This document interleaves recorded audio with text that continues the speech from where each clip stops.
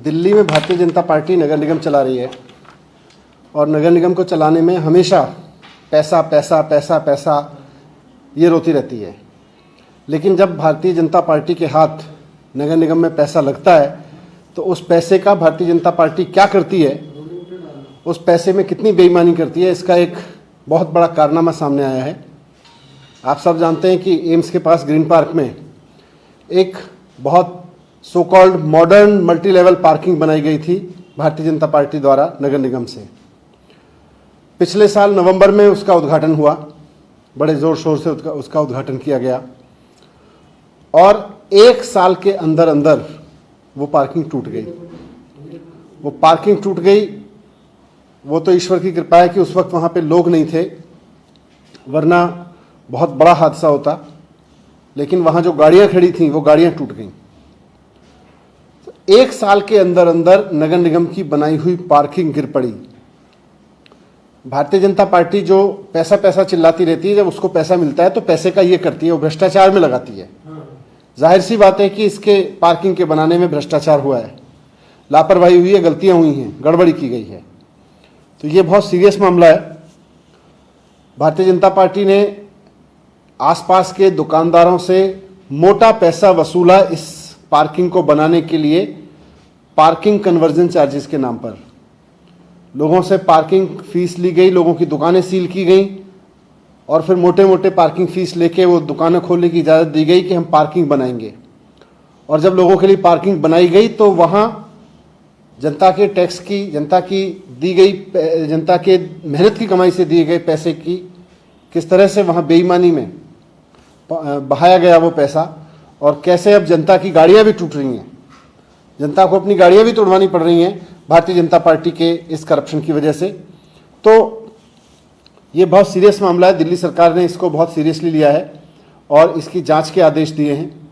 आज ही मैंने इस पूरे मामले को संज्ञान में लेके डायरेक्टर लोकल बॉडीज़ जो दिल्ली सरकार में होते हैं, डायरेक्टर लोकल बॉडीज़ को ऑर्डर किया है कि इसकी 15 दिन के अंदर पीडब्ल्यूडी के इंजीनियरिंग चीफ से जांच कराएं कि इस पार्किंग के बनाने में क्या खामी थी, कौन लोग इसके लिए रेस्पॉन्सिबल थे, उनके खिलाफ क्या कार्रवाई की जा सकती है, इस सब की जांच करा के दें। क्योंकि जनता से इस तरह लिए गए पैसे में कोताही, बेईमानी और दूसरा जनता की जान के साथ खिलवाड़ कतई बर्दाश्त नहीं किया जा सकता।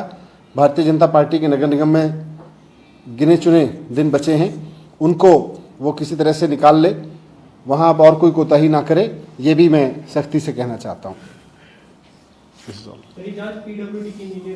पीडब्ल्यूडी के इंजीनियरिंग चीफ इसको करके देंगे, लेकिन 15 दिन में मुझे पूरी रिपोर्ट चाहिए। नगर निगम ने भी कहा है कि हम भी इसकी जांच करवाएंगे। तब तक तो करा लेनी चाहिए उनको।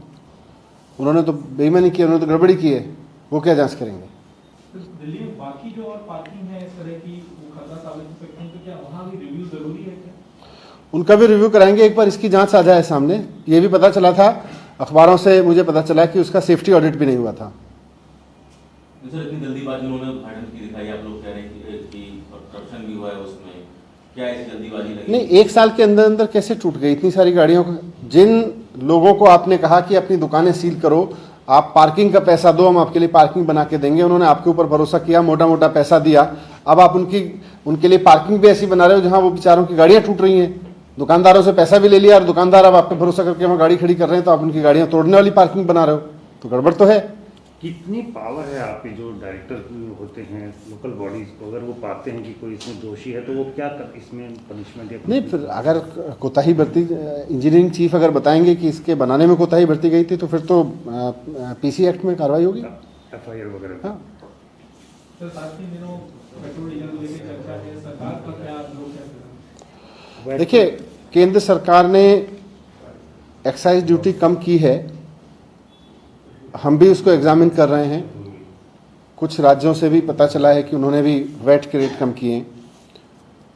मैं ये देख रहा था कि पिछले कुछ साल में, 2-3 साल में, 4 साल में सारी दुनिया में पेट्रोल के रेट कम हुए, लेकिन केंद्र सरकार ने पेट्रोल के रेट देश में कम नहीं होने दिए। जितने जितने रेट कम होते रहे, सेंट्रल गवर्नमेंट अपनी एक्साइज ड्यूटी बढ़ाती रही।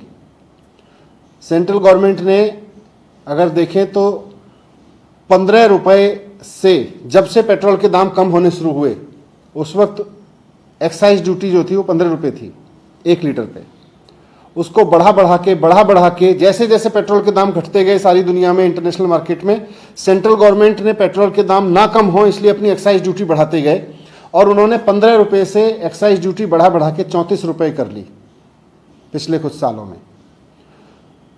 अब वो कुछ पैसे कम कर रहे हैं और कह रहे हैं राज्य सरकारें कम कर दें।